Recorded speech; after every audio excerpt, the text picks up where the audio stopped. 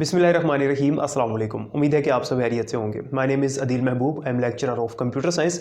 आज की इस वीडियो में हमने नेस्टेड लूप का बड़ा अहम प्रोग्राम करना है कि जिसके ज़रिए से हम स्क्रीन पे पैटर्न प्रिंट करेंगे स्टैटिक्स का। वो पैटर्न जो है वो आपको स्क्रीन पे नज़र आ रहा है। इस तरह का पैटर्न हमने स्क्रीन पे प्रिंट करना है बाय यूजिंग नेस्टेड लूप। एक प्रोग्राम मैं आपको करवाऊंगा इसका, और उसी के अंदर चेंजिंग्स करके मैं आपको बताऊंगा कि हम ज़रा सी एक लाइन चेंज करेंगे तो पैटर्न बिल्कुल डिफरेंट हो जाएगा। यानी आज के लेक्चर में मैंने आपको टोटल 4 प्रोग्राम्स करवाने हैं। प्रोग्राम एक होगा, उसकी समझ आ जाएगी तो उसके अंदर एक लाइन आपने सिर्फ चेंज करनी है तो पैटर्न चेंज हो जाएगा। फिर आपने उसी लाइन को चेंज करना है, फिर वो पैटर्न डिफरेंट हो जाएगा।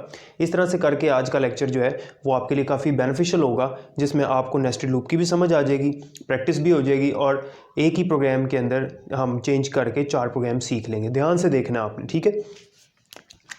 सबसे पहले उसी तरह से जिस तरह से हम हेडर फाइल लगाते हैं सी लैंग्वेज के अंदर stdio.h, और उसके बाद void main। यहाँ पे मैंने फॉर लूप स्टार्ट किया, for int a is equals to 1, a is equals to 1, ठीक है जी। a less than equals to 6, a plus plus. For loop की बॉडी बनाई, फॉर लूप के अंदर एक और लूप लगा दिया। यही तो कॉन्सेप्ट है नेस्टेड लूप का, ठीक है। तो ये आपने पढ़ा हुआ है, मैंने पिछले लेक्चर में बताया था कि नेस्टेड लूप का कॉन्सेप्ट नहीं है फिर इसकी समझ नहीं आनी। पिछला लेक्चर एक दफ़ा देख लें, जिसका लिंक मैंने डिस्क्रिप्शन में भी ऐड कर दी, फिर आपको इसकी समझ आएगी अच्छी तरह से। Int b is equals to 1, b less than equals to a, b plus plus, ठीक है। यहाँ पे मैं प्रिंट कर रहा हूँ प्रिंट एफ, स्टैटिक प्रिंट करना है बस मैंने, ठीक है। और इनर लूप क्लोज हो गया, ये इनर लूप की बॉडी है, इनर लूप क्लोज हो गया। उसके बाद यहाँ पर मैंने लिखा प्रिंट एफ \n, और ये आउटर लूप क्लोज हो गया, ठीक है। और ये लूप की बॉडी, सॉरी मेन की बॉडी क्लोज हो गई। अब इसको आपने ध्यान से समझना है, साथ साथ मैं समझाऊंगा और वहाँ पे आउटपुट भी दिखा दूंगा आपको। देखिए सबसे पहले हमारे पास a की वैल्यू 1 है, ये आउटर लूप है, ठीक है। a की वैल्यू हमारे पास क्या है 1, ओके। कंडीशन लगी है a less than equals to 6, तो कंडीशन ट्रू है क्योंकि 1 जो है लेस होता है 6 से। कंडीशन ट्रू है तो इस बॉडी में आ जाएगा। जब आउटर लूप की बॉडी में आया तो अंदर उसको इनर लूप मिला। इनर लूप में क्या है, int b is equals to 1, b की वैल्यू क्या है 1 है, ठीक है। और यहाँ लिखा हुआ है b less than equals to a, b जो है वो a से लेस या इक्वल होना चाहिए। तो a की वैल्यू क्या है जनाब 1 है, और b की वैल्यू क्या है 1। तो b भी 1 है, a भी 1 है, तो 1 1 से लेस तो नहीं होता लेकिन इक्वल तो होता है, कंडीशन ट्रू है, ठीक है। बॉडी में आ गया, ये बॉडी में आया तो स्टार प्रिंट करना है, क्योंकि प्रिंट एफ में डबल कोट्स में स्टार लिखा हुआ है तो एज इट इज प्रिंट हो जाएगा। तो स्क्रीन पे एक स्टैटिक इस तरह से प्रिंट हो जाएगा, ठीक हो गया। इनर लूप की बॉडी एंड हुई तो b में प्लस प्लस करना है, क्योंकि यहाँ पे b प्लस प्लस लिखा हुआ है ना। ये कहाँ पे उसने करना होता है, जब बॉडी एंड होती है लास्ट पे। b में प्लस प्लस किया तो b की वैल्यू 2 हो गई, इंक्रीमेंट हो गया, b की वैल्यू 2 हो गई। और जब यहाँ पे दोबारा कंडीशन टेस्ट करने के लिए गया, अब कंडीशन फॉल्स हो गई है। क्यों? क्योंकि b की वैल्यू 2 है, तो 2 जो है वो a की वैल्यू 1 है। 2 ना तो लेस होता है 1 से और ना इक्वल होता है, condition false. Inner loop terminate हो गया, इनर लूप टर्मिनेट हो गया। कर्सर अभी आ गई है, क्योंकि आपको पता है जब तक हम \n नहीं लगाते कर्सर नेक्स्ट लाइन में नहीं जाता। अभी कर्सर आ गई है इसके। तो जब इनर लूप क्लोज हो गया, इससे बाहर आया तो प्रिंट एफ में क्या लिखा हुआ \n। अब कर्सर यहाँ से मूव करके नेक्स्ट लाइन पे आ गया, ठीक हो गया। आउटर लूप का जो पहला साइकिल था, ये अभी आउटर लूप की पहली आइट्रेशन थी, तो आउटर लूप के लास्ट पे आके उसने a++ भी तो करना है, ठीक है। जब a++ किया तो a की वैल्यू क्या हो गई 2 हो गई जनाब, ठीक है। कंडीशन टेस्ट की, कंडीशन अभी भी ट्रू है क्योंकि 2 लेस होता है 6 से।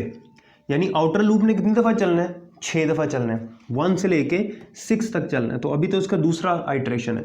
मैंने लास्ट लेक्चर में बताया था कि नेस्टेड लूप में ये होता है कि जब आउटर लूप के अंदर आएगा, इनर लूप के जितने चक्कर हैं, जितनी आइट्रेशंस हैं वो कंप्लीट करेगा, उसको ख़त्म करेगा, फिर बाहर आएगा, फिर आउटर लूप का दूसरी आइट्रेशन, फिर आके इनर लूप को अच्छी तरह से मुकम्मल चलाएगा, फिर उसने इसको बाहर आना इससे, ठीक है। आउटर लूप के अंदर आएगा, फिर इनर लूप के साथ आइट्रेशंस अपनी कंप्लीट करेगा। इस तरह से ये होता है, ठीक है।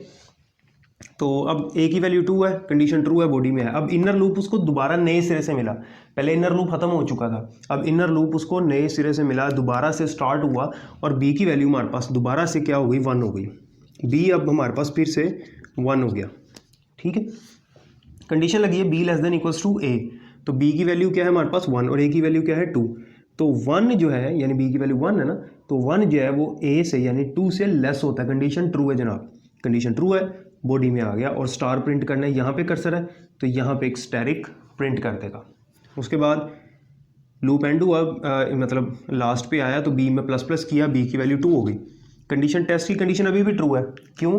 क्योंकि ए इस बार 2 है, तो 2 और 2 दोनों आपस में इक्वल होते हैं और इक्वल भी लिखा हुआ है यहाँ पर।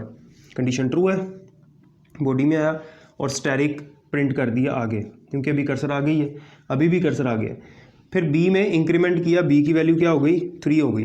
अब कंडीशन फॉल्स हो गई, क्योंकि बी अब 3 हो चुका है और ए 2 है, तो 3 ना तो लेस होता है 2 से और ना ही इक्वल होता है। कंडीशन फॉल्स, अंदर वाला लूप टर्मिनेट हुआ, बाहर आया \n से नेक्स्ट लाइन में चला गया।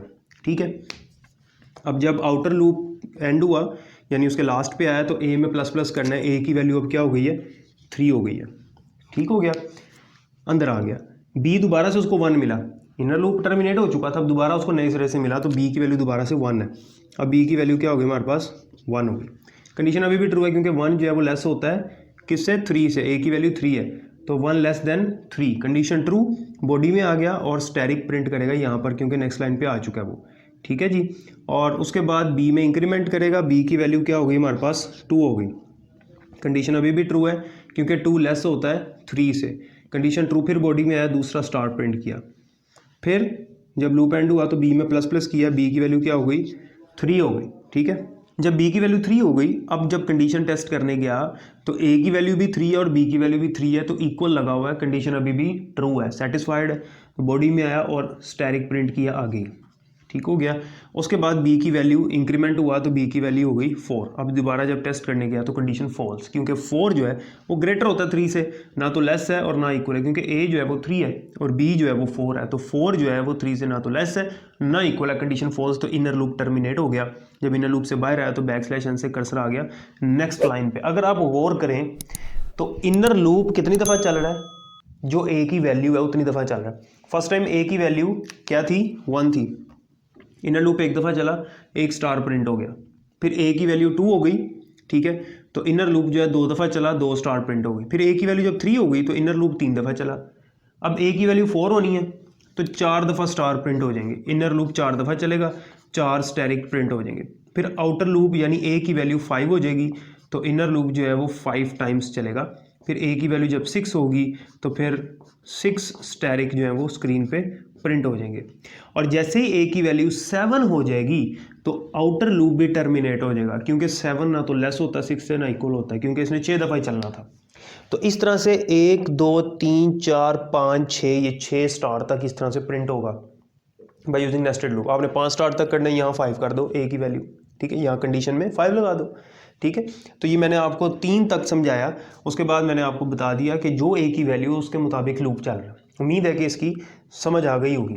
अब अगर मैं आपसे कहूँ कि इसका रिवर्स प्रिंट करना है, रिवर्स से मुराद है कि अगर आपने प्रिंट करना है पहले 6 स्टार 1 2 3 4 5 6, फिर 5 स्टार, फिर 4, फिर 3, फिर 2, फिर 1, तो उसके लिए क्या करेंगे, सारा प्रोग्राम ऐसे ही रहेगा। एक लाइन आपने चेंज करनी है। वो कौन सी लाइन है, वो ये वाली लाइन है, ये वाली लाइन। यहाँ पे ए की वैल्यू 1 से लेकर 6 तक जा रही थी इंक्रीमेंट के साथ, तो ये पैटर्न प्रिंट हो गया था। ठीक है, इंक्रीजिंग ऑर्डर में। अब हमने डिक्रीजिंग ऑर्डर में जाना है, तो आपने ए की वैल्यू 6 ले लेनी है, यानी कि इस लाइन की जगह पर आपने लिखना है 4 int a is equals to 6, a greater than equals to 1। 6 से 1 की तरफ जाना रिवर्स में, तो 6 5 4 3 2 ये ग्रेटर होते हैं 1 से, तो ग्रेटर लगाना है और ए माइनस माइनस करना है, डिक्रीमेंट कर देना है। इसकी जगह ये लाइन आपने ऐड कर देनी है, ये वाली बस। तो ये जो पैटर्न है वो रिवर्स हो जाएगा। ठीक हो गया, 2 प्रोग्राम हो गए। ठीक है, इसी के अंदर अगर हम चेंज करें तो अगर मैं आपको कहूँ ये वाला पैटर्न प्रिंट करना है 1 1 2 1 2 3 1 2 3 4 1 2 3 4 5 6 तक 1 2 3 4 5 और 6, ये वाला पैटर्न प्रिंट करना है जिसमें नंबरिंग है, यानी 1 1 2 1 2 3 1 2 3 4 1 2 3 4 5 और 1 2 3 4 5 6। तो उसके लिए क्या होगा, देखें इंक्रीजिंग ऑर्डर में जा रहे हैं तो ये वाली लाइन तो ये रहेगी 1 से 6 तक, सारा प्रोग्राम ऐसे रहेगा। सिर्फ स्टैरिक की जगह पर हमने प्रिंट कुछ और करना है। क्या प्रिंट करना है, बी की वैल्यू, जो इनर लूप का वेरिएबल है उसकी वैल्यू। तो आप यहाँ पर लिखोगे प्रिंट एफ %d बी की वैल्यू सिंपल प्रिंट कर देनी है। और अगर इंक्रीजिंग ऑर्डर में जा रहा है तो आपने ये वाली लाइन रहने देनी है। और अगर इसका रिवर्स करना है, यानी 1 2 3 4 5 6 1 2 3 4 5 1 2 3 4 1 2 3 1 2 और 1, अगर इसका रिवर्स करना है तो लाइन ये वाली यूज़ होगी रिवर्स के लिए और ये बी की ही वैल्यू प्रिंट करनी है। तो ये मैंने आपको 4 प्रोग्राम्स आज करवा दिए हैं। बुक में ये वाला हुआ है, मैंने आपको ये भी बता दिया कि इसमें चेंज करेंगे, ये भी बता दिया और ये भी बता दिया। तो उम्मीद है कि नेस्टेड लूप का कॉन्सेप्ट क्लियर हो गया होगा। अगर नहीं किसी चीज़ की समझ आई तो लेक्चर को दोबारा देखिएगा बड़े ध्यान से, इंशाल्लाह समझ आ जाएगी। कोई सवाल हो कमेंट सेक्शन में ज़रूर पूछिएगा और अपना ख्याल रखिएगा। अल्लाह हाफ़िज़।